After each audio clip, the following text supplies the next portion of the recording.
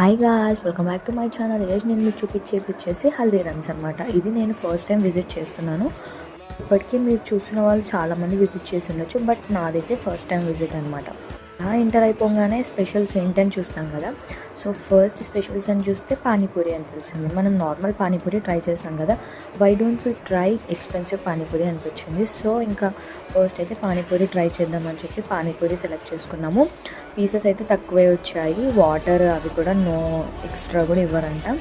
So ఇంకా కొంచెం అయితే డిసప్పాయింట్మెంటే, కానీ ఇంకా టేస్ట్ బాగుంటే అదే చాలు కదా, మనకు టేస్టే ముఖ్యం బిగులు.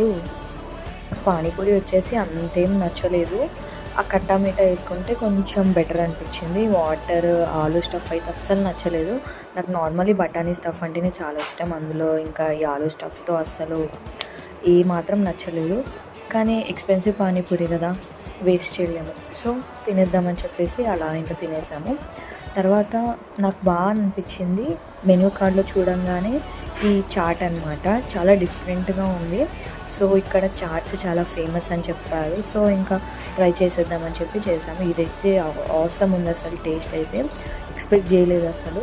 దాని లుక్ చూసి వావ్, చూడడానికి అంత బాగుంది అనిపించింది.